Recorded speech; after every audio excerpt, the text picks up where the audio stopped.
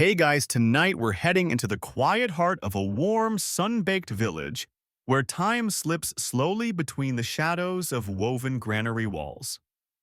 You're standing barefoot on packed earth, your toes brushing against gritty red dust as a narrow rooster wanders past like he owns the place. The yam harvest has ended, but the real work, tedious, dusty, silent, has just begun. You are here to count. To not count like spreadsheets, not like inventory in a fluorescent warehouse with beeping scanners and eye rolls. This is slower, stranger. You're about to count hundreds of yams using only carved wooden sticks, barefoot patience, and the raised eyebrows of three grumbling uncles. You probably won't survive this. And not because it's dangerous, because it's boring. Terminally soul-numbingly boring. And that's exactly why it's perfect for sleep. So before you get comfortable, take a moment to like the video and subscribe, but only if you genuinely enjoy what I do here. And while you're at it, let me know in the comments, where are you listening from and what time is it there? Now dim the lights, maybe turn on a fan for that soft background hum, and let's ease into tonight's journey together. You shuffle forward. The yam granary door is a creaky wooden hatch, no taller than your shoulder. The scent hits you first, dry straw-cured earth, and something faintly nutty and sweet like sun-warmed squash. This place doesn't look like much. It's a mud and thatch cylinder with a sloping roof and a carved face on the lintel, mouth open, like it might just yawn along with you. You duck in, and it's dim, very dim. Shafts of light sneak through the gaps in the thatch above, catching floating motes of dust in mid-air. You see yams, rows and rows of them, long and curved, short and stubby, some twisted like roots with too much to say. The counting must begin, but not just yet. First, rituals. You're handed a wide fan of woven palm leaves. You're not expected to use it, not really. It's symbolic. You sweep the floor slowly, pushing the dust to the walls, drawing a wide, lazy spiral as the others nod in approval. The spiral means abundance, or maybe it just looks pretty. Historians still argue whether this floor sweeping was purely functional or carried cosmological meaning, like mapping the journey of yams through the universe. That's the kind of academic argument that could start a fight at a yam symposium. The second ritual, hand claps. 3 quick ones, then 2 slower ones. Then a pause. Everyone waits to see who messes up. If someone claps early, they have to stay behind and tie the yam bundles later. It's an old trick. You barely hold it together. Finally, you're handed a small gourd. You shake it. A dull rattle. Pebbles, dried seeds. No one tells you. You just shake it once toward each of the 4 corners of the granary. Protection. Luck. Noise diplomacy with the village spirits who apparently hate math as much as the rest of us. Now the real work starts. You sit cross-legged on a mat that's scratchy in a way that makes you very aware of how soft your modern life is. A short elder with a feather behind his ear leans over and hands you the stick. It's not just any stick. It's been smoothed, scorched, and oiled until it gleams like old piano wood. Little notches run along one side, carved at angles you don't quite understand. 1 notch for every 20 yams? Or is it 5? Some notches are deeper. Some are slanted. Your job is to match yam to notch. Each yam is lifted, examined, nudged gently with a toe. Then you lean forward, press your thumb into the side, and say something quietly. Not an actual number. Just a word. Maybe a nickname for the yam, maybe an insult. It's not about precision, it's about rhythm, flow. You touch the stick and move on. In many Igbo communities, these markers weren't universal calculators. They were personal. Some families had entire systems only they understood. 1 notch might mean the good yam from the northwest field. Another might mean this one was grown during the storm year. Try to decipher that and you'll end up cross-eyed and questioning your life choices. But that's how memory works here. It's not digital, it's tactile. You pause to sip from a gourd of slightly sour palm water. It tastes like sweat and vinegar, refreshing in the way that licking a battery might be. An elder burps appreciatively, and you take that as encouragement. As your eyes adjust, you notice how the granary is built not just to store yams but to tell stories. Each stack has a shape, each row a rhythm. The piles slope slightly like frozen waves of food waiting to crash into festival season. You begin to realize that counting isn't just about knowing how many you have. It's about proving you remember each one, where it came from, how it grew, who helped plant it, and what it meant. You're halfway through your first row when a small lizard scuttles across the mat. No one flinches. He's part of the crew, probably even on the yam payroll. You wonder if he gets a marker stick too. A joke floats through the room, something about a man who miscounted his yams and accidentally married the wrong cousin. Everyone laughs softly. You pretend to get it. It's fine, just keep counting. By now, your fingers are stained with yam dust. It smells oddly like old books and rain. The marker stick is warm in your hand, and for a fleeting moment you feel something close to contentment. You've survived the entrance ritual, you've begun the count, and tomorrow, you'll still be here. The sun outside the granary climbs lazily across the sky, but in here you wouldn't know it. Time melts into the soft clatter of footsteps, the gentle thunk of yams being lifted, and place the low murmur of counting chants that sound more like old lullabies than arithmetic. You stretch your legs cautiously and shift your weight on the mat, trying not to knock over the careful pyramid of tubers beside you. You've counted 36 yams, or maybe 50, depending on whose stick you ask.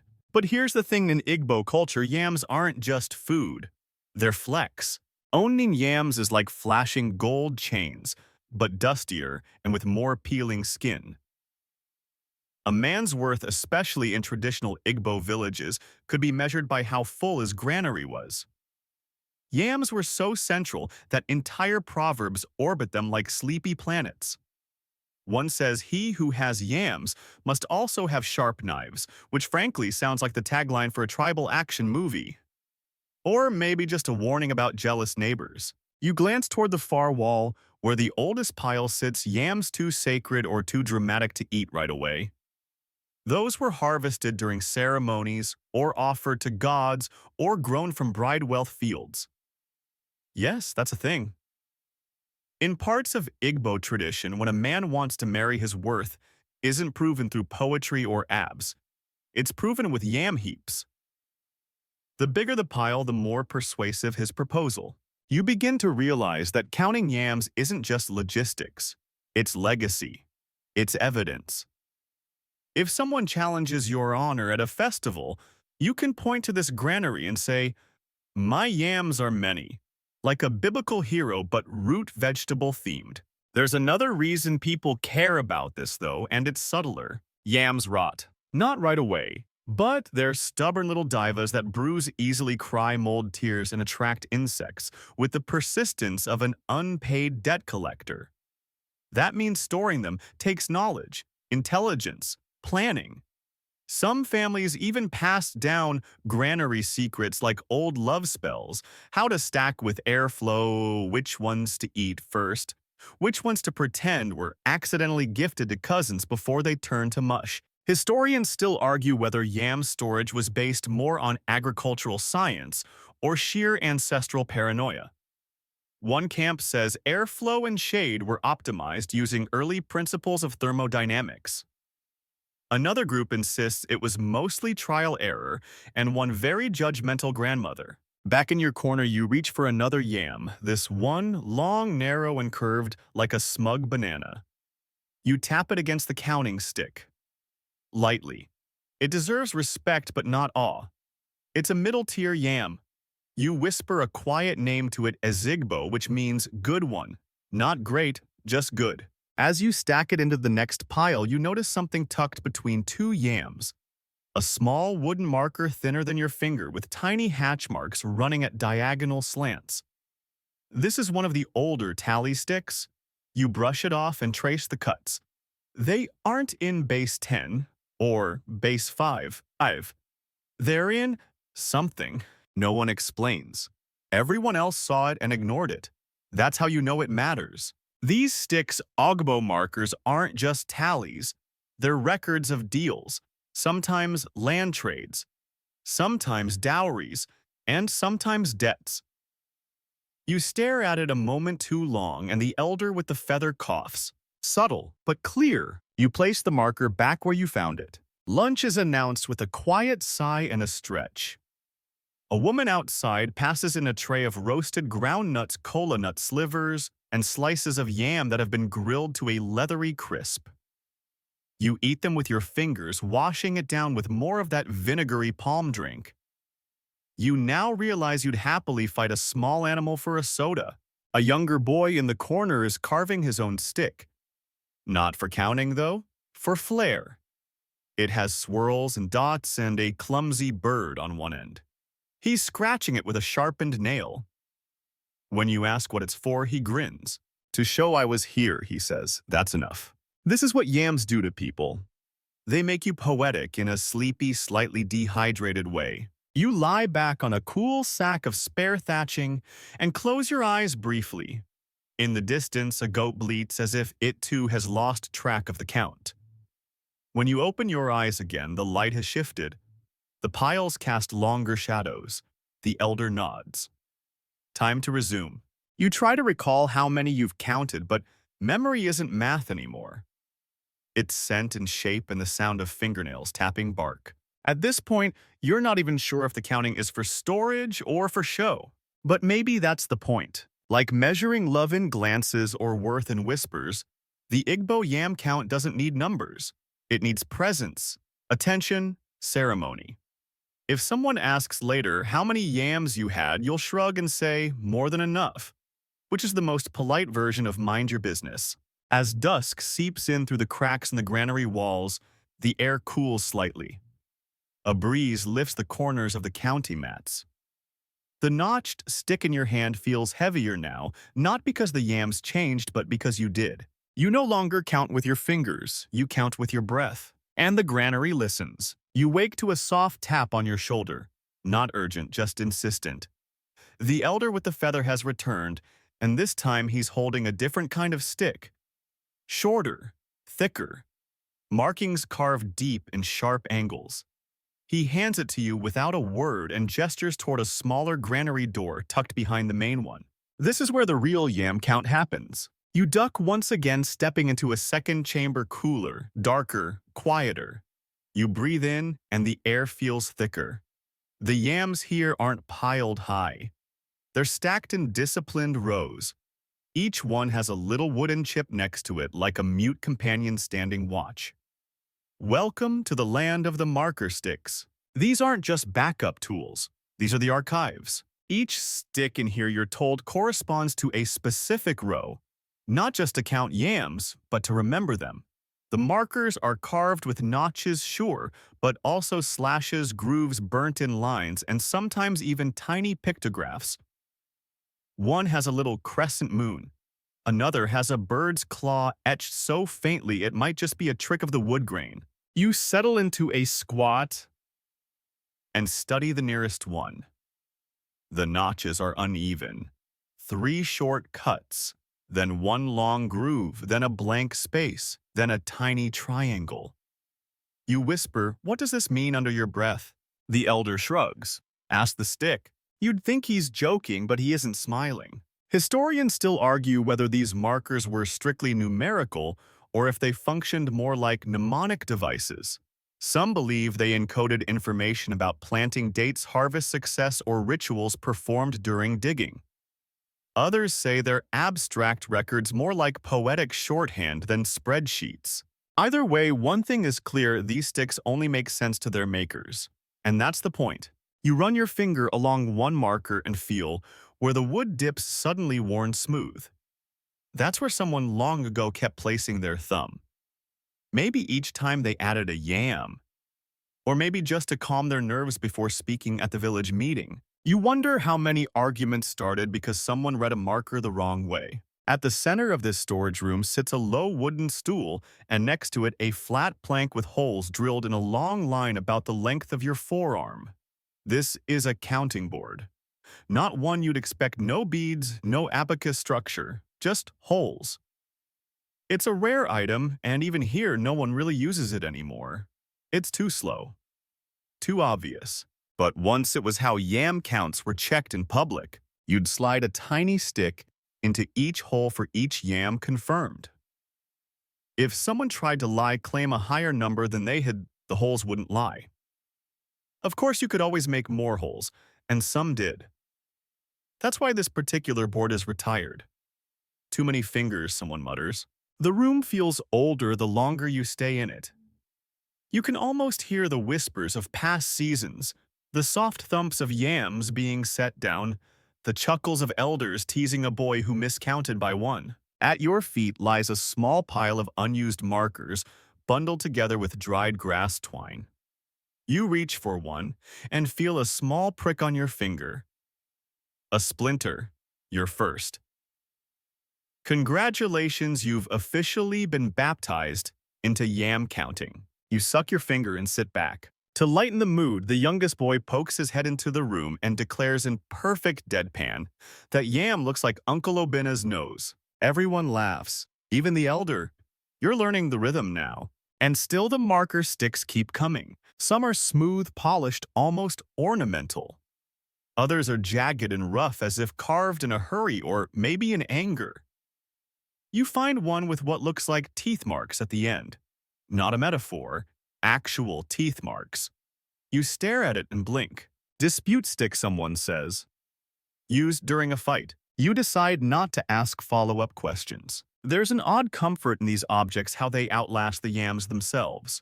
The tubers rot, dry up, get eaten. But the stick remembers. It bears witness. It keeps secrets. You hold one close and press your forehead lightly to it. The wood smells faintly of ash and something herbal. Maybe from the oil used to treat it, or maybe just years of being stored alongside palm fronds and ceremonial dust.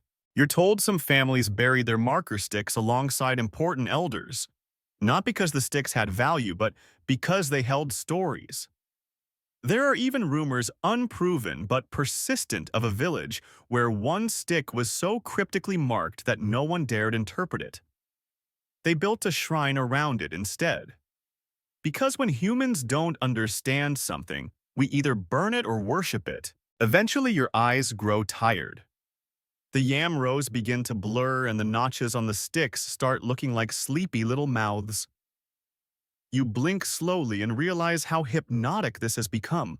Counting but never finishing. Marking but never quite explaining. That's the quiet magic of these wooden tools. They don't try to be universal, they just try to be yours. You lean back against the cool wall and watch a moth circle the dim light filtering through the thatch. Another day of counting ends not with a flourish but with a faint sigh and the soft clink of a marker placed gently beside a yam. Tomorrow you'll be back here. Same dust, same sticks, and maybe if you listen closely, the same sleepy secrets waiting to be counted again. By the next morning, your legs are sore in places you didn't know could be sore from sitting. You creak to your feet, brush yam dust off your knees, and step barefoot back into the outer granary where the stacks look taller today, like they multiplied overnight just to spite you. But today's work is different. No marker sticks, no carved notches.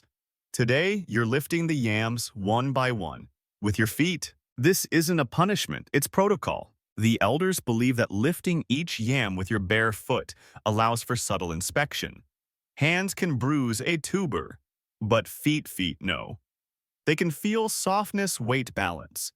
You start by standing on one leg and nudging the first yam with the arch of your foot. It's weird. You feel like a one-legged flamingo with performance anxiety. The trick is in the toe grip. You curl, lift, and gently roll the yam to the side. Then again. A line of yams moves like a slow wave your foot, then another's. It's like a quiet root-based dance, if ballet were about starch. At first you wobble. The elder with the feather raises one eyebrow. You adjust your balance. After the 10th yam, you begin to get into the rhythm. Left foot lifts, right foot plants, wiggle, shift, set, like you're part of a sleepy ancient workout video. And lift and press and breathe. It sounds ridiculous until you realize everyone is sweating. This is hard. Historians still argue whether this foot-based yam handling was tradition necessity or some elaborate inside joke that got out of hand. One camp insists it's to prevent cross-contamination. Hands carry oil and moisture. Feet, especially clean and calloused ones, are surprisingly neutral. Another camp suggests it's symbolic, an act of humility lifting nourishment from the earth with the same part of your body that treads on it. A third camp. They think people just wanted to keep their hands free for snacks. The truth is probably a blend of all three. You start to notice details you never would have seen before. How one yam is heavier on one end. How another hums faintly against your foot. Okay, not literally, but it feels like it. Maybe it's your brain softening from dehydration. Then comes the sorting. You and the others roll yams into lines based on size, shape, and skin texture. Not by weight, scales aren't used here. It's all feel. One line is for lean, snake-shaped yams, easy to store, tricky to cook. Another for fat, round ones, the show-offs of the harvest. Then the twins, two yams grown fused together, considered lucky, in some families suspicious in others. Depends who's asking. You roll a twin yam toward the maybe pile, and the boy with the bird-carved stick nods. Good call. Now it's time for the foot press test. You stand on a yam, gently 1 foot, slowly. If it squishes, it's not storage ready. If it holds, it earns a spot in the center pile where only the strongest are stacked. You press down and feel the firmness push back. This yam's a survivor. You name it silently Obadiah Strong Heart. Some people whisper to their yams as they sort. Little prayers or inside jokes. You try it. Don't disappoint me, tuber. The yam, stoic as ever, says nothing. You place it with care. The atmosphere is oddly serene. No one talks much. The only sounds are shifting feet, occasional grunts, and the soft scuff of yam against straw. Every so often, a gust of wind lifts a swirl of dust across the granary floor. You watch as it settles like fog over the piles. You realize you're sweating. Not the dramatic, movie-style sweat, just a slow seep soaking into your shirt, making it stick to your back like a second, less enthusiastic skin. It's fine. You're too tired to care. The elder calls for a break and a basin of cool water is brought in. You soak your feet. The relief is instant. You look down at them, dusty, slightly swollen, and now bearing the faint brownish stains of yam sap. You've officially earned your yam feet. Someone jokes that you should have them bronzed and displayed at the next yam festival. Everyone laughs. Again, you pretend you get it. The sun shifts. Afternoon now. The yam piles are cleaner, more distinct. You can see your work reflected in the shapes, how the curves line up, how the light hits each one just so. It's like watching a gallery of sleeping giants, each resting in its designated space. You wonder what would happen if you mixed up the piles. Just casually rolled a skinny yam into the fat pile, or snuck a twin into the flawed stack. Would the world end? Would a goat fall from the sky? Probably not. But the elders might. They've seen what happens when yam categories blur. Once, years ago, a boy reportedly swapped marker sticks between piles as a joke. When the harvest records were compared later, chaos ensued. Wrong counts, misjudged debts. One uncle married the wrong woman. A chicken was blamed. It wasn't pretty. That's why order matters here. Not because it's perfect, but because it keeps peace. These yams, these stacks, they're not just root vegetables. They're agreements. Silent treaties, boundaries carved in brown skin and bruised elbows. You press one final yam into place and stretch again, your back creaking like a granary door hinge. Your hands never touched a single tuber today, but your feet. They did all the work. You feel proud, in a quietly ridiculous way. There's no reward for this, no applause, just a nod from the elder and a whispered, "Tomorrow we weigh." You blink slowly. You mean, that wasn't weighing. You laugh. They don't. Because tomorrow, you're going to learn how to weigh yams without a scale using nothing but a string, a stick, and the ancient art of guessing really well. Morning arrives wrapped in a faint gray mist, and the granary smells like damp thatch and old determination. You blink away sleep and step into the sorting area where the yams lie exactly as you left them. Except now they feel heavier. Not because they've changed. Because today you're supposed to weigh them, without touching them with your hands, without using a scale, and without upsetting the balance of the universe or the uncle who's watching you like you're a goat trying to guess chess moves. This is where yam logic enters its final form. You're handed a string, just one, twisted from raffia fibers fraying slightly at both ends. Then comes the stick, lightweight, with a shallow groove near the middle. It's not exactly a tool. It's more like a suggestion, a dare. The elder places one yam on one end of the stick. He knots the string around it, slings the other end into your palm, and raises an eyebrow. This is your test. You hold it steady, the stick bows slightly. You feel the tension in your elbow, the tremor in your wrist. This is what passes for a weighing scale here, calibrated by muscle memory, bone feedback, and a healthy dose of delusion. And it works. Sometimes. Historians still argue whether the Igbo weight assessments were systematic or intuitive. Some say there were coded methods involving the string length, stick type, and specific wrist angles passed down through generations. Others suggest people just got really good at guessing, and anyone who messed up just blamed the humidity. You lift another yam, slightly shorter. Your wrist knows the difference. You nod solemnly as if it's all obvious. It isn't. You're sweating again. Here's the rule of thumb, though no one says it out loud. If your guess feels confident, you're probably wrong. If your guess feels like mild panic wrapped in a shrug, you're probably right. You start arranging the weighed yams into new rows. Heavies, not so heavies, suspiciously light, and don't ask questions. The last category is your favorite. One yam defies classification altogether. It's knobby, crooked, and dense like a sleepy hammer. You try to lift it and instantly regret your decisions. The elder chuckles. That one is okareke. You nod, pretending you understand. Later, someone whispers, okareke means he who outweighs promises. You don't ask for clarification. Around you, others are performing the same balancing ritual. Some sing quietly as they weigh. Others mutter to the stick like it might betray them.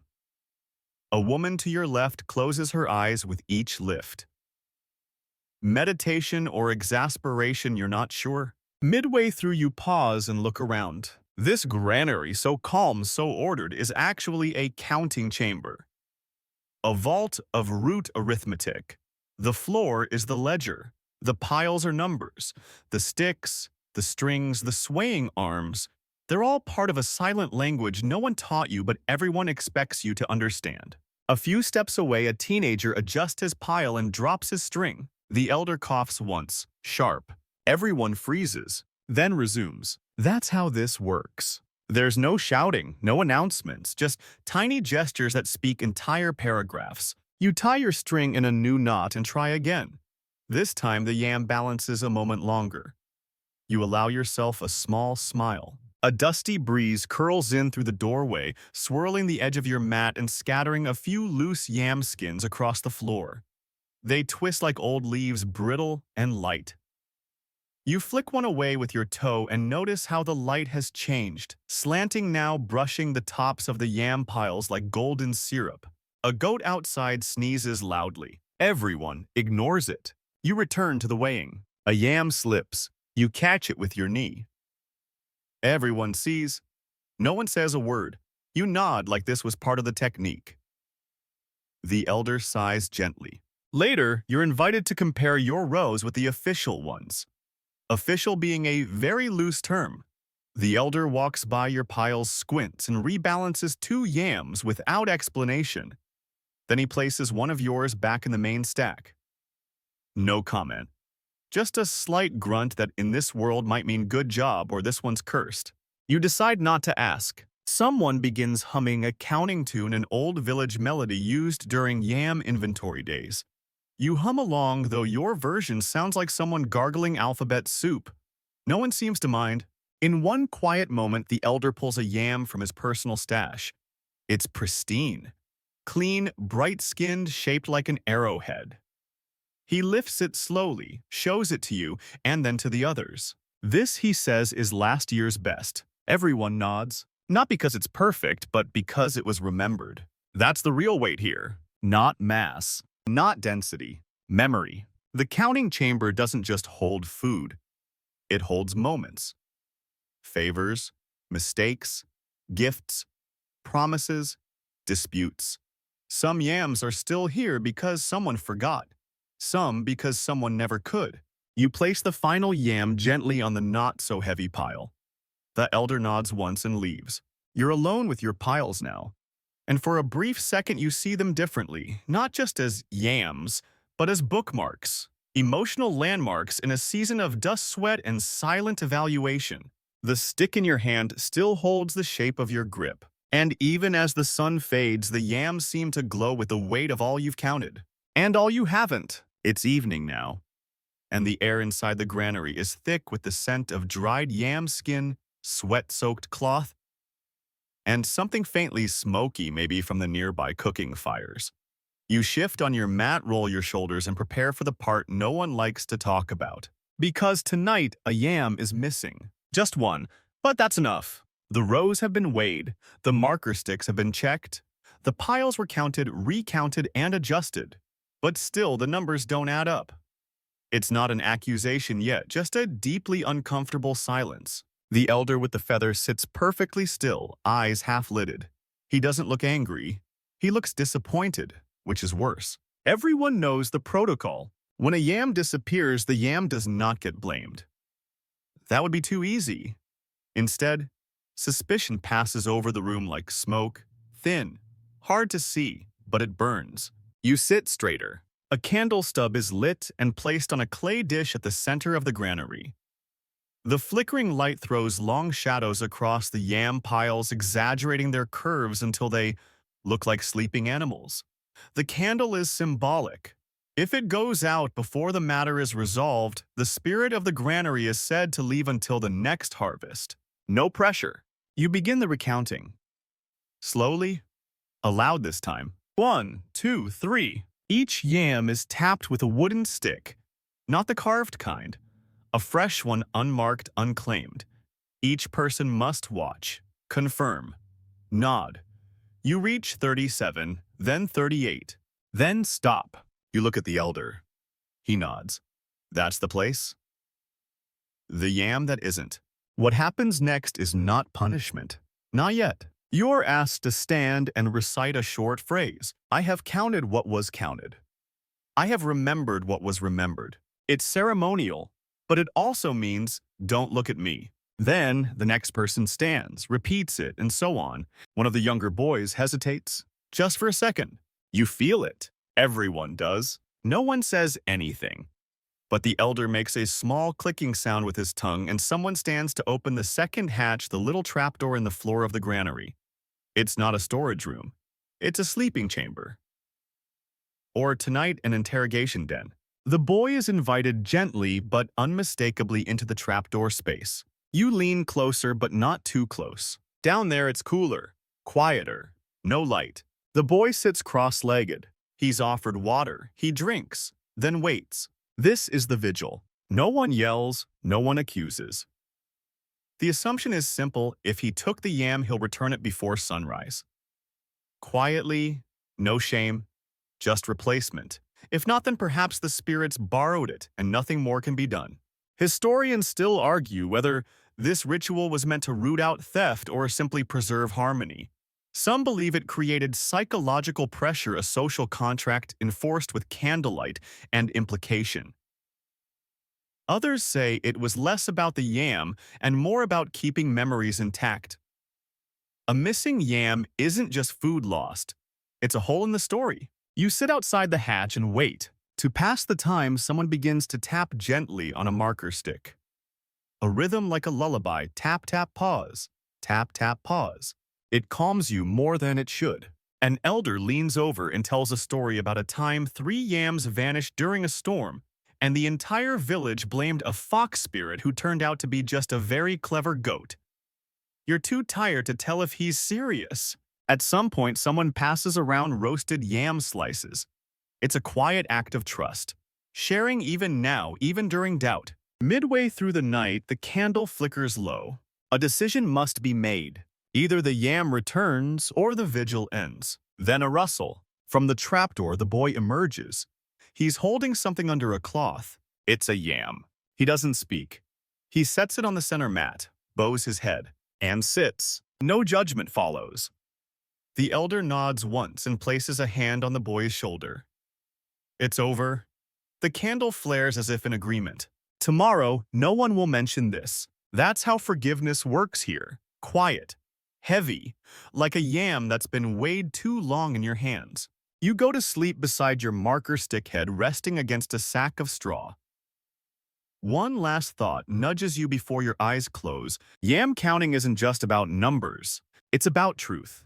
And the long, quiet courage of admitting when something has gone missing. By dawn, the missing yam sits quietly among its brethren as if it had never stirred up drama, never triggered whispered suspicions or overnight vigil. It simply rests there unbruised, anonymous and smug. You stretch bones popping gently and rise to begin the next ritual checking for mold. It sounds simple, it isn't. The granary, for all its earthy charm and ceremonial power, is still a mud and thatch building in a subtropical climate. And yams, noble as they are, have a flair for drama when it comes to moisture. A single damp spot can send a whole pile into a slow, tragic collapse. So today the mood is suspicious. Not toward people, toward fungus. You kneel down near the oldest pile, the corner one that always seems to be in a state of quiet rebellion. You already know this is where the problem usually starts. The yams here are the elders of the group, stored first, touched least, and slowly fermenting existential crises in their skins. You press gently on a tuber. It gives just a little. Your nose wrinkles. Mold. Historians still argue whether traditional Igbo Granaries had sophisticated ventilation techniques or simply relied on common sense plus cousin rotation. That is, storing yams in tight rows and making sure someone's cousin checks every other day. Either way, the signs are clear now, softening on one end, a faint, chalky coating, a smell that reminds you of wet shoes and regret. The elder arrives and nods. Take it out. You do, gently cradling the mushy yam like it's a sick pet. You place it in a wide, flat bowl lined with dry leaves. Another is added, then another. This pile is different from the rest. This is the questionable pile. They aren't thrown out. Not yet. There's still hope. With the right drying, shaving, and roasting, some might be saved. Others may become offerings, or compost, or lesson material for small children who need to be taught the difference between ripe and revengeful. One yam in particular is a mystery. The top half is spotless, gleaming, but the bottom half is, how do we put this nicely fermenting into soup? You hold it up. The elder frowns. A small debate begins. Keep it, someone says. Burn it, says another. Bury it upside down so the spirits won't find it, a third suggests, far too seriously. The decision: slice it in half. One side returns to the stack, the other joins the compost queue. That's the compromise here, respect for food balanced by strict yam hygiene. As the inspection continues, you hear quiet muttering. Superstition hovers like humidity. Some villagers believe that yam mold is a sign not just of moisture but of moral imbalance. Maybe someone lied during the weighing. Maybe someone skipped the evening prayer. Or maybe, just maybe, someone made a joke about a yam and didn't apologize. You smile at that one. Because, believe it or not, there was a time in one village where two neighbors fought for weeks over a yam that molded on both ends. It led to a public arbitration, a compensation payment of 2 goats, and a permanent footpath being renamed Yam Shame Lane. You can't make this stuff up. Well, technically you could, but this happened. The mold checking continues and the air grows pungent. Not terrible, just rich, like a compost-themed candle no one asked for. You grab a handful of dried palm fronds and begin fanning the air. Not for freshness, for ritual. The movement is slow, intentional calming. You wave over the piles like you're sending them to sleep. It feels appropriate. The elder hands you a tiny bowl of ash. You dip your fingers and mark a small X on the sacks lining the granary floor. This indicates inspected. It also deters rodents somehow. Maybe the rodents can read. You take a step back and look at the room. Everything is quiet. Still, the piles, the markers, the patched thatch ceiling overhead. Even the candle stub from last night still sits undisturbed in the center, its wax hardened into an abstract shape that vaguely resembles a yam itself. You turn to the doorway where the light has sharpened into crisp angles. Outside, the sky is clear, a good omen. But the elder squints toward the southeast. Rain, he says. You don't see a cloud. Still, you trust him. Rain changes everything. Moisture, mold, madness, and with it, new debates. Do you move the yams? Do you cover them with fresh thatch? Do you chant the anti-mildew song? Or is that just for weddings? Someone is already tying extra raffia over the doorway. Inside you kneel and slide the questionable yams closer to the wall. The granary isn't just a storage room anymore. It's a battlefield. And today your enemy is invisible. Spores. Later, as the first drop of rain patters softly against the roof, you sit back and let the rhythm lull you. Not quite sleep, but not far from it. Just you. A stick of moldy yam and a head full of new suspicions. Rain taps gently off the thatch like a sleepy drummer, and you're back in the granary, the scent of damp earth wrapping itself around your ankles. The yams are still. The candle stub sits unlit but respected. And today's task? It's not counting. Not weighing. Not even checking for mold.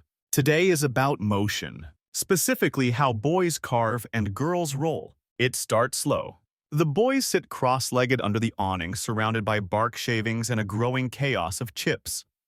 Each one holds a knife, a dull, curved blade, with a handle so worn it might have passed through 3 generations of siblings. The wood is local, lightweight, cooperative. Perfect for carving counting sticks. You sit with them and pick up your own blank. It's smooth, pale, and slightly curved, just enough to feel like it's already whispering where the notches should go. You begin to carve. One scratch, then another.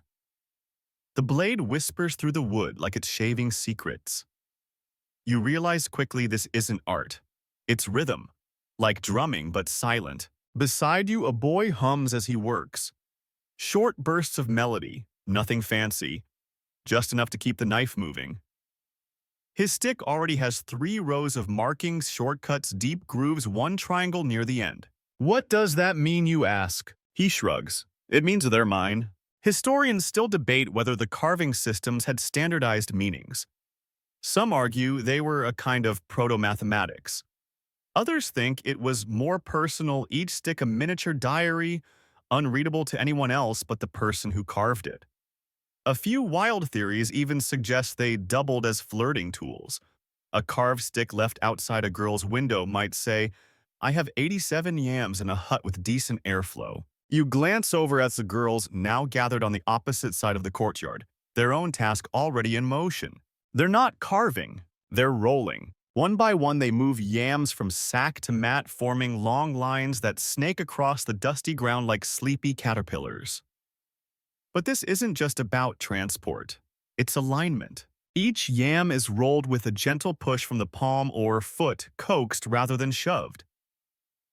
They rotate like dancers rehearsing slow choreography, curved yams. Adjusting naturally beside straight ones. Skinny twisters making space beside the fat elders. From a distance it looks random, but it isn't. You step closer and hear them muttering, as they roll short phrases almost inaudible. Not spells exactly, but close. One girl smiles and points at a lumpy, 2-headed yam. This one is stubborn. We roll her last. You nod. Makes sense. There's a phrase someone repeats every few minutes. Roll toward peace. It's an instruction and a reminder. Because these lines are political, symbolic, sometimes even gossipy. A yam too close to another might suggest an alliance. A gap between rows might hint at a feud. One wrong roll and an entire granary row could be misinterpreted during festival season. You blink. This is more complex than it looks. The elder appears and places a hand on your shoulder. He says nothing, just points toward the end of the mat where two rows nearly touch. You step forward and roll one yam half a turn to the left. The tension evaporates. You don't ask why, you don't need to. Elsewhere, the carving continues. One boy has already gone abstract. His stick includes not just notches, but tiny animals. A lizard, a cow, a bird so poorly done it might be a flying yam. He shrugs when you ask. This one's for fun. A girl nearby rolls a yam past your foot. It lands perfectly between two piles. She winks. Mine has rhythm. You wonder if you've accidentally stumbled into an agricultural dating ritual. And maybe you have. Because this day, this quiet pairing of motion and carving is less about work and more about observation. About watching how others move, how they shape the things they touch, how they speak to yams like confidants. You notice how one boy sharpens his blade obsessively, never satisfied. How another curves too deeply, his stick cracked at the edge as if he doesn't know when to stop. One girl always rolls yams in groups of 3. Another makes jokes and nudges the stubborn ones into the flawed but charismatic pile. There's something oddly intimate about all of it, and no one's pretending otherwise. At midday, a pot of spiced yam stew arrives. It's shared communally, eaten with fingers from flat bowls. You sit beside someone whose name you don't know, but whose carving rhythm you've memorized. You swap sticks briefly. He laughs. Yours is terrible. That's fine. The clouds part for a moment and light dances across the carved lines on your stick. For a brief second, you think it looks beautiful. Then the girls begin to gather their rolled lines, pushing them back toward the granary with slow, sweeping movements like they're herding sleepy animals into a nighttime corral. The boys stand and collect the finished sticks, now oiled, wrapped, and tied with raffia. Some will be used immediately, others stored, a few given away. And yours. Yours is tucked into your sash. Not because it's good, but because it was yours. As the sun dips lower, the lines of yams glow softly in the late light like stories waiting to be told. And around you, laughter rises gentle and low. Not because anything hilarious happened, but because today felt whole. And the yams, rolled, carved, aligned, have finally settled into place. The rain has stopped. The yams are dry. The granary hums with anticipation. Today isn't about quiet rituals or solemn stick carving. Today is about celebration. Welcome to the Yam Festival. You step outside and blink against the brightness. Everything feels louder, bolder, slightly surreal. The same villagers who were whispering over mold last week are now covered in chalk patterns, laughing, clapping, tossing flower petals like they've never worried about fungus in their lives. A drumbeat starts low in your chest before you hear it with your ears.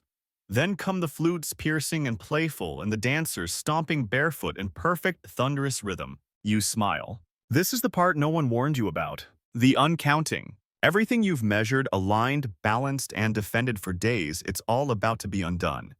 Not recklessly, but joyfully. Because the Yam Festival isn't just a feast. It's a ritual reset. All previous counts null.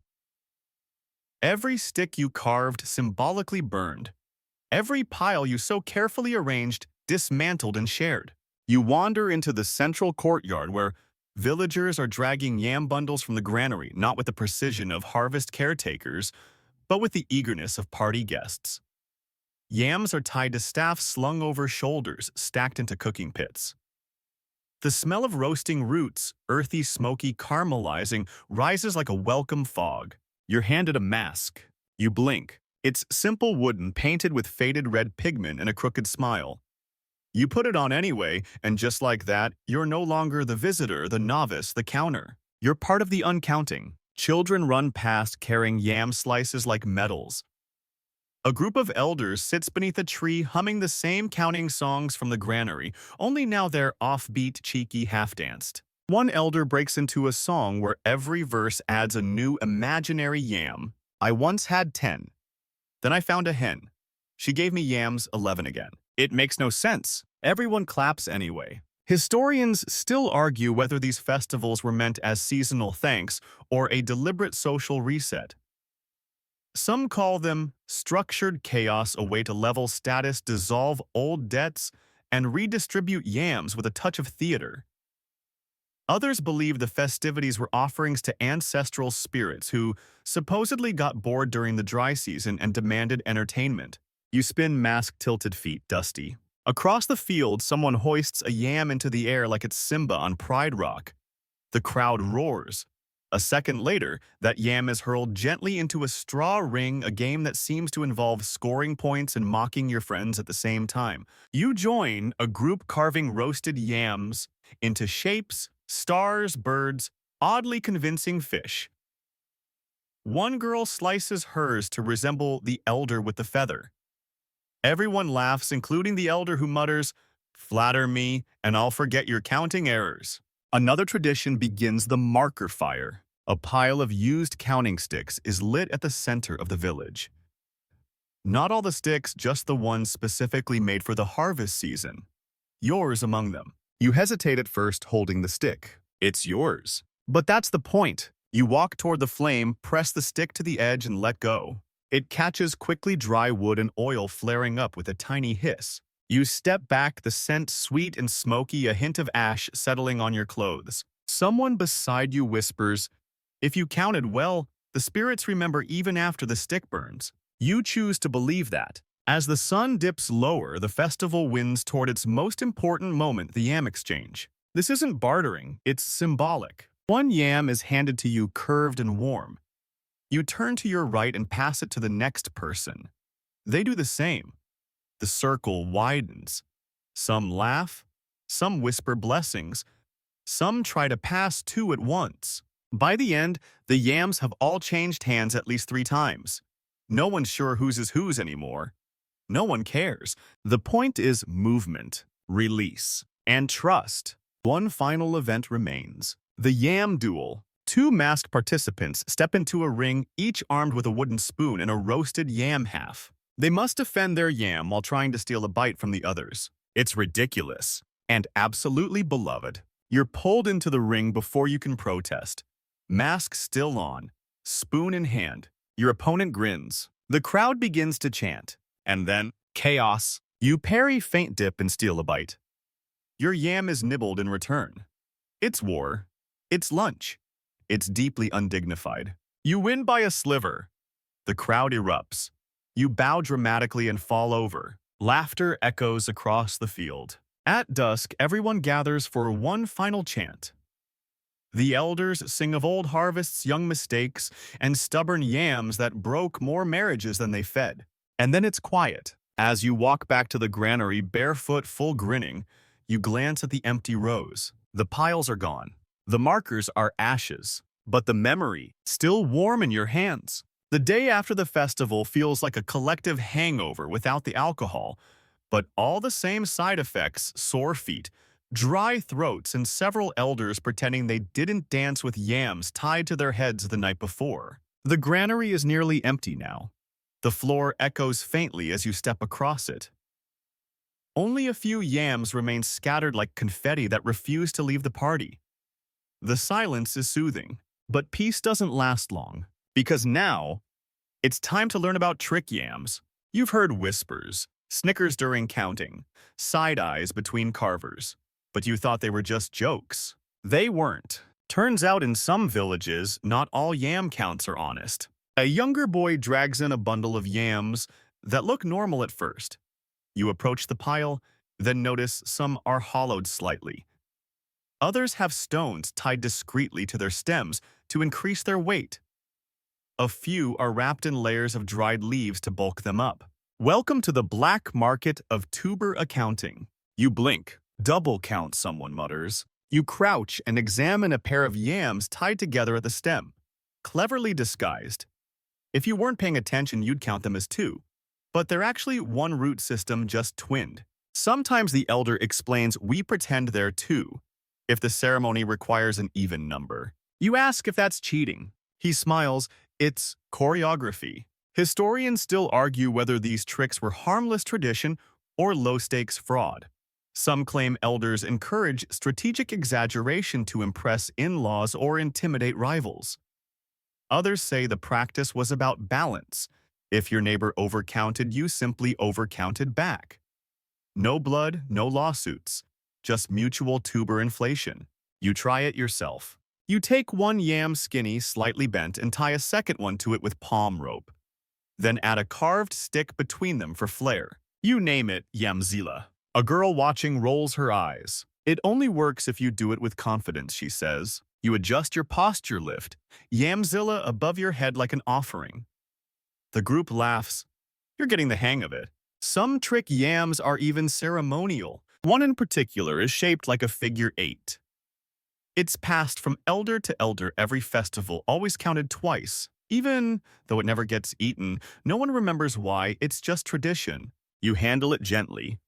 The texture is different, rubbed with ash and palm oil wrapped during off-seasons to keep it from softening. It's not a yam anymore. It's a story. You ask how often these tricks are caught. An older boy grins. They're not. He leans in. The point isn't to hide them. The point is to let someone see it and say nothing. That way both of you owe each other. Ah, so it's not just a scam. It's diplomacy. You glance across the courtyard and see two elders exchanging glances as they lift a suspiciously round yam onto the pile. No words, just a raised eyebrow, then a nod. They both know. They both accept. Trick yams aren't deception, they're conversation. A way to say, I trust you not to call me out and now you owe me a favor next yam season. It's absurd. It's genius. You laugh quietly to yourself as you stack 3 slim yams in a formation that vaguely resembles one large one. A girl nearby copies you. She adds a flower on top. It's beautiful. It's obviously fake. But you both agree counted as one. Later, the elder gathers everyone to the center and begins the counting game. Yams are brought forward. Each participant announces how many they've presented. Then the group gets to inspect and call out any creative additions. It's a game, yes, but it's also training. To speak, to notice, to let go. You step up with your modest pile, including Yamzilla. You announce 5.5 yams. The group pauses. Half. You point to Yamzilla. She's dramatic. Laughter. No objections. You pass. The game continues. One boy insists he has 8 brave yams and one that doesn't want to be here. No one questions it. Someone else tries to sneak in a cassava. Immediate disqualification. By sundown, all the yams have been counted, recounted, renamed, and mildly slandered. The final score. No one remembers. And that's the point. Because here, in the fading light, the counting becomes secondary. What matters is the knowing, the inside jokes, the sideways smiles, the silent math that never quite adds up but still holds everyone together. As you sit back watching someone carve yam prints into a stump with a spoon, you feel something settle in your chest. A calm you didn't expect. You never thought counting food could feel like belonging, but somehow it does. Even if some of the yams are liars. The sun blinks through dusty clouds as the next ritual begins, quiet, deliberate, and surprisingly formal. This isn't weighing. It isn't counting, it's performance. Today you will recite the count, out loud, in front of everyone, stick in hand, no script. You've seen it done before, elders standing tall. Voice steady, eyes closed as they speak the tally, like a poem tracing the notches on their marker stick, like a blind man reading sacred scripture. Now, it's your turn. You step into the center of the granary where the ground has been swept, and the chalk spiral from weeks ago still faintly curls beneath the dust. Around you, watchers. Not a crowd, a council. No cheering, just listening. You take a breath and hold up your stick. It feels heavier than usual. Because today, each mark must match a yam. Not in exact arithmetic, but in meaning. You aren't proving your ability to count so much as your ability to remember. You begin. 1 yam for the first rain. Your voice cracks slightly. No one flinches. 1 for the cousin who dropped his during sorting. Small chuckles. 3 yams for the snake-shaped row. You press your thumb against the first 3 notches. And 5 for the pile we gave names we weren't supposed to. More laughter, less tension. You're not just listing, you're storytelling. Performing memory. This is the part of the tradition historians struggle with. Some believe these recitations were meant to verify the harvest, others argue they were performances of reputation, a public flex of competence and wit. One scholar once called them rooted theater. Another called them slow-motion bragging. Either way, the granary becomes a stage. Your voice gains strength. 2 yams that wouldn't stack even under threats, to one that vanished and came back repentant. And one more we never speak of. Silence. Then someone claps, just once. Then another. You step back, it's done. You didn't recite every yam. No one ever does. You recite the right ones, the ones that hold a story, a shape, a meaning, known to those who lived through it with you. A girl steps up next. Her stick is half the size of yours. She speaks slowly, almost whispering. 1 yam for her mother. 1 for a goat who never liked her. 2 for the joke no one understood until it rained. You nod along. When the next boy steps up, he doesn't speak right away. Instead, he lifts a cracked stick and snaps it in 2. Gasps. It is not a scandal, it's a choice. He sets the halves on the ground and walks away. Everyone understands? Sometimes the yams counted aren't worth remembering. Sometimes burning the stick is the only way to reset. You hold your own stick tighter. This ritual of public tallying might look like formality, but underneath it's about exposure, about sharing what you chose to record and what you didn't. You ask the elder later, "What happens if someone lies?" He shrugs. "They always do, but we listen for the truth anyway." You pause. "Then what's the point?" He grins. "To see who you are while you're pretending." Ah, that explains the performance. The gentle sarcasm. The playful lies that aren't really lies, just angles on truth. That evening, the group gathers again, this time in the open courtyard. A circle is formed not for counting, but for translating. Each person is handed someone else's stick, not to judge, but to guess. You're given a marker carved with deep diagonal cuts and 1 smooth curve. You turn it over slowly, feeling the grooves. You say this one was carved by someone impatient. The boy across the circle raises an eyebrow. You continue. They forgot 1 yam, then lied about it, then told a better story so no one cared. Laughter. You got it right. Mostly. This guessing game is part analysis, part friendship, part improv comedy. But mostly, it's an excuse to keep touching the sticks, to hold what others held, to feel the grooves both literal and emotional. It becomes clear that every stick is a performance. Some are bold. Straight rows, deep notches, sharp precision. Others are hesitant. Scattered lines, uneven marks, pauses between memories. You wonder what yours says about you. Later you find it in someone else's hands.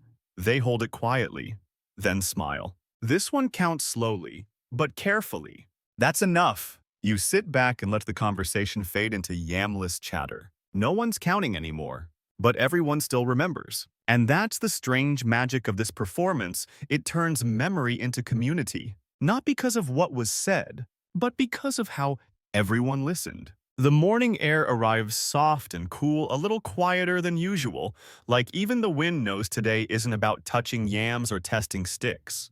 Today is for thinking. Because somewhere across the village, across all the years, across all the notches, carved into all the counting sticks, a bigger question has lingered unanswered. Were these yam tallies even real math? You squat beside a sleepy pile of leftover yams, some bruised, some still pristine, and watch as a visiting elder unwraps a cloth bundle. Inside 5 marker sticks, each older than anyone in this granary. The wood is dry and gray, some notches are clean and sharp. Others look more like scratches made by a small, furious chicken. You lean closer. The elder lays them side by side and begins to hum. Soft, rhythmic. The hum is a thinking tool. He's not just remembering, he's measuring with memory. He points to 1 stick. This one counts by 7s. Then another. This one is just moods. You blink. Moods. He nods. Each cut was made based on how the farmer felt about the yam that day. A few people chuckle. He isn't joking. Historians still can't agree if these sticks represent real numerals or something messier, part math, part memory, part metaphor. One anthropologist once wrote a whole paper titled, "When is a Notch a Number?" It didn't win any awards, but it did start an argument that's still going on. Another theory. Binary code. Yes, binary, like computers. Some researchers believe the sticks weren't meant to represent decimal counts, but simple binary notch or no notch, on or off, a pre-digital digital memory bank carved into wood. You try to see it that way. You flip your own stick over. One cut, then a blank space. Then 3 in a row. Could be 10 and 11. Could be please water the yams. Could be both. A girl beside you rolls her eyes. Or it's just what the knife wanted to do. And now a third theory enters the scene, chaos. Not really chaos, just the idea that the sticks were deliberately inconsistent and meant to be confusing to outsiders, like a secret handshake. One elder once reportedly said, "If everyone could read our markers, they'd know how many goats we owed." Fair. So you try something. You take a fresh stick. You close your eyes. And you carve not to count, but to mark. You make a notch for the yam you misjudged, a groove for the joke that made the elder laugh, a shallow scratch for the twin yam you never got to eat. And suddenly, the stick makes sense. To you. Which might be the point. Because these markers weren't meant for record-keeping the way a ledger is. They were personal timelines. Sticks that held seasons, moods, victories, and small, quiet mistakes that no one else needed to know about unless you told them. They were more diary than calculator, more memoir than receipt. Later, someone suggests comparing sticks from different families. You sit in a circle and pass them around like sacred objects. One is shaped like a paddle, another has ink-stained ends. A third is so worn down it's barely recognizable, like it's been thumbed through by ghosts. You notice one with a zigzag pattern instead of straight cuts. What's this one, you ask? An elder says, that was a year of strange rains. Oost. The yams grew sideways. You nod. Because of course they did. One boy lifts a stick and says, this one isn't a count, it's a song. He starts tapping it rhythmically on the ground. 3 beats? Pause, 2 more. It's oddly familiar. You realize it's the same rhythm used in the yam dance 2 nights ago. So that's it. The line between math and music is thinner than you thought. Between ledger and lullaby. Between record and story. And now you see it. Maybe every stick is both a count and a code. A code not meant to be cracked, but carried. Because in a world without spreadsheets, databases, or cloud storage, what mattered wasn't precision, but remembrance. You didn't need to know how many yams. You just needed to know which ones mattered. And when. As the group disperses, you tuck your carved stick into your sash. Not for the elders. Not for the historians. But for yourself. One line at a time. The days pass more quietly now. The drama of mold is behind you. The yam festival has ended. The counting, rolling, weighing, guessing, and forgetting have all softened into a kind of dream. But something unexpected remains. The sticks. Not the ones you burned. The ones that stayed. Today you sit in the shade beside a low wall as an elder unrolls a bundle wrapped in goatskin. Inside, notched sticks wrapped in red thread, some split, others glossy from handling. These aren't counting tools anymore. They're inheritance records. Each one belonged to someone gone now. And yet here they are passed down like heirlooms. You expect to see names, dates, maybe even little pictograms. You don't. Just marks. Hundreds of them. Some deep and sharp. Others faint like scars almost healed. This, the elder says, is my father's. He hands you one that looks ordinary, plain, slightly curved with 13 diagonal notches on one side and 5 horizontal cuts on the back. What do they mean, you ask? He shrugs. Only he knew, but I remember the yams that went with them. That's the key. The stick means nothing without someone to remember it. You think back to your own marker. The one you carved half seriously during the carving game. Suddenly it doesn't seem so silly. Every line you etched, every accidental nick from your unsteady blade was a timestamp. a record of your learning, your guessing, your jokes. Some families keep boxes of these markers. Others bury them. A few even have memorial piles where the sticks are laid in rows like bones, each one a line of memory that no one will read but everyone respects. You hold another. It smells faintly of palm oil and wood smoke. This one belonged to my mother, someone says behind you. It's unusual, long and narrow with tiny grooves along the edge, almost like braille. Not for counting, for feeling. She had poor vision in her final years, they say, but her thumbs knew every line. You trace them gently. The act is intimate. You're not reading, you're witnessing. Historians again remain divided. Some claim these sticks functioned like land titles, symbols of what one had earned, planted, built. Others say they were emotional ledgers passed down not for what they said, but for what they made the next person remember. Still others. They argue the sticks were just sticks. But here you can feel the truth. They're archives, not in the dusty bureaucratic sense, but in the human one. One boy carries his grandfather's stick tied to his belt every market day. Not because it has monetary value, but because it reminds him to bargain with kindness.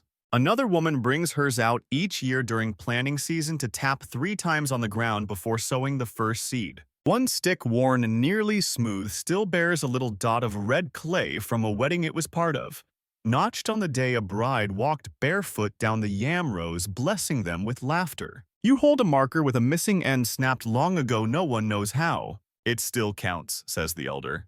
Just differently. You think about that a lot, because maybe we all become sticks in the end. Not perfect, not symmetrical, but passed on, held, remembered, not for what we precisely measured, but for the way we touched others' lives in small, notched gestures. That night, you sit alone beside the embers of a cooking fire, your stick across your lap. You carve a new line, not for a yam, for today. Then you wrap the stick in a bit of cloth, knot it shut, and tuck it into the sleeve of your shirt. You don't need anyone to understand it, just someone someday to remember you held it. The season begins to shift. The air feels different, not colder, not hotter, just emptier. The countings finished, the festivals passed. The laughter has thinned. What's left behind are the yams themselves, the quiet ones, the ones nobody talks about, the forgotten yams. You sit in the granary, again this time alone. No music, no firelight, no elders humming riddles under their breath. Just you. A few sacks of overlooked tubers and a creeping thought that won't go away. How do you forget a yam? There are many ways you realize. One is physical. A yam rolls behind a basket and no one notices. A goat kicks over a pile and one slips into a corner. Maybe it rots. Maybe it waits. Maybe by the time someone finds it, it's already gone soft-sprouted, half-merged into the earth that once held it. But other kinds of forgetting are trickier. What about the yam planted out of season? The one that grew twisted and bitter, too embarrassing to count. What about the yam from the cursed patch of land never named, never tallied, just quietly eaten by someone who didn't ask? Or the yam given and not recorded, a gift passed hand to hand, too spontaneous to earn a notch? A moment of kindness that floated outside the system, unofficial, undocumented, unremembered. You begin to realize something. Forgetting is part of the system. Every count has a shadow. Every ledger needs a margin. Historians, of course, argue about this too. Some say yam forgetfulness was just a symptom of poor storage. Others insist it was deliberate, part of a cultural design that made room for memory and forgetting. For things too awkward, too painful, or too personal to carve into wood. You lean back and stare at the ceiling where a single dry leaf clings to a thatch beam like it too forgot to fall. Across from you lies a small pile labeled only with a shell. Not a stick, not a string, just a shell. You ask about it later. Oh, says an old woman, those are the maybe yams. You blink. They're not cursed, not blessed, not counted, just yams no one agrees on. That's it. They exist in limbo, neither claim nor disown. You sit beside them for a while and realize you know how they feel. Because memory isn't neat. It isn't rows and markers and flawless recall. It's crooked. It skips steps. It repeats the stories it likes and drops the ones it doesn't. There's a saying whispered by the granary wall, "Not every yam needs a name." It makes sense now. You get up, find your stick, and run your fingers along its surface. Each notch you made still sits sharp, but now you see the spaces between them.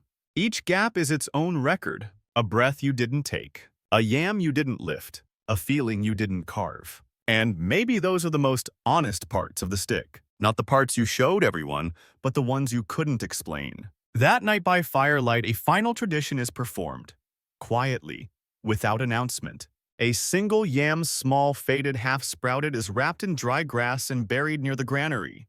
Not eaten, not named. This yam represents everything you forgot. Every unmarked kindness. Every overlooked sorrow. Every joke you didn't laugh at, every mistake you forgave too late. No speech is given. No stick is carved. Just a long silence broken only by the rustle of leaves. Then someone places a smooth stone on top and walks away. You follow, because sometimes forgetting isn't failure. Sometimes it's a way of making space, a kind of mercy, a way to say, I don't need to remember this to still honor it. The granary feels fuller now, even though it's almost empty, because forgetting done with care is its own kind of count. You wake before the sun, not because someone calls you, not because there's more to tally, but because something inside you nudges you upright, quiet, and steady like the way a yam knows to grow even in silence. The granary is still dark, but you know your way now. Step over the flat stone at the threshold. Duck under the sagging beam, turn left past the pile that always smells slightly of roasted dust. The rows are gone, the sticks are gone, and still, you feel their shape. You sit, and you remember, one yam heavy as guilt, another light as a joke. The twin yams that rolled apart and never reunited. The stubborn one you rolled wrong twice. The one you weighed with your foot and got exactly right. You close your eyes and let the images drift slow and weightless. The boy carving animals into his stick, laughing when they looked like nothing. The girl who rolled yams in threes. The elder who let you guess even when you were wrong. The marker you burned with a joke in your throat and a lump in your chest. The stick you wrapped. The one you buried. The yam that came back. You breathe. Outside, the morning stirs. Goats shuffle. Roosters begin practicing their declarations of sunrise. Someone coughs. Somewhere smoke rises from the first cooking fire, scenting the air with the beginning of a day that will count many things, but not yams. Not today, because this day is soft, slow. A footnote. The final act in a quiet harvest drama. You walk to the far wall of the granary where the sun slips through in strands. You kneel and, without thinking, draw a spiral in the dust with your finger. One long, continuous line. No beginning, no end. Then you sit back and smile. Not every story needs to be carved. Some are meant to drift. And now as you stretch out on the mat where yams once lay in careful rows, the silence wraps itself around you like a warm, woven blanket. You listen for counting, but hear only breath. The soft exhale of earth beneath you. The hush of thatch gently rustling overhead. The quiet conversation between your heartbeat and the breeze. You've walked dusty rows, lifted heavy questions, weighed memory with your bare feet. You've carved, burned, whispered, and forgotten, not because you had to, but because you were here. Because you counted. And now you don't have to anymore. So let the stick fall from your hand. Let the yam dreams drift into the corners of your mind like warm twilight. Let the candle burn out in the center of the granary floor. Let the shadows soften into story, and the story soften into sleep. Nothing more to weigh, nothing left to measure. Just the steady rhythm of your breath like footsteps fading into the quiet. You are still. You are enough. You are already remembered. And tomorrow the yams can wait.